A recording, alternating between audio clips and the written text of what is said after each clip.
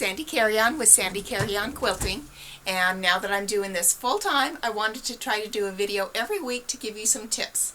I'm sitting here with my Baby Lock Tiara 2 sit-down long arm machine.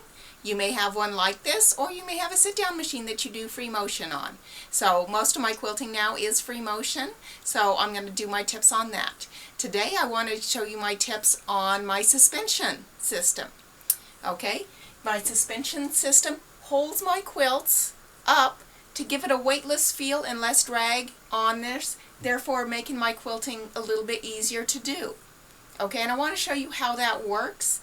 So these, I have two of them. They're called dog grooming arms. Yes, dog grooming arms. They use them at the your pet stores and your veterinary places. You know, they hang on to the leashes to keep the dogs still while they're grooming them. So you can get them on Amazon or any number of pet supply sites or stores, maybe even in your area.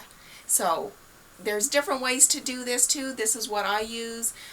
There are some that have hooks in the ceiling and they suspend bungee cords. Whatever works for you to help keep all the weight of your quilt off the table, suspending it, giving it that floating feeling. Okay, I'm just going to adjust my camera so you can see my stitching and see how I'm going to be moving my clamps, but I wanted you to get the whole picture of what the dog grooming arms look like. They just clamp to your table in any way. They have clamps and they can be adjusted up or down. They have different configurations, so you can figure out what works best for your machine and your table, whether it's two or more. Okay, let me adjust my camera.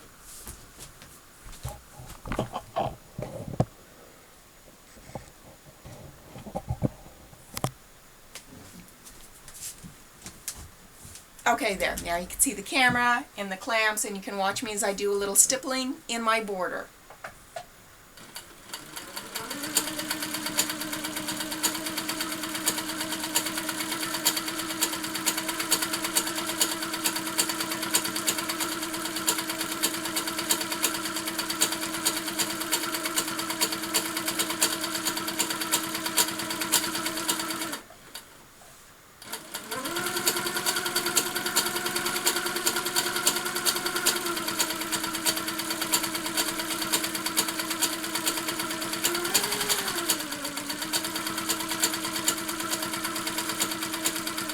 Okay, now I'm getting to a point where my quilt is actually lifting off the table a little bit more, so I want to move this clamp just to make sure that that quilt is sitting down on the table, but it's floating.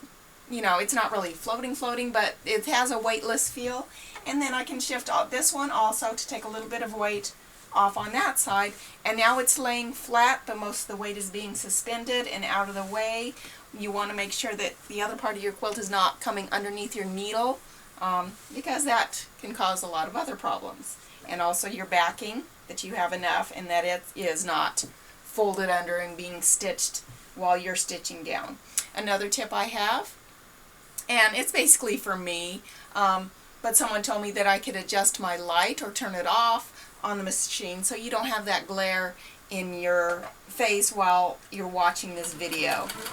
Makes it a little bit harder for me to see, but I can still quilt just fine.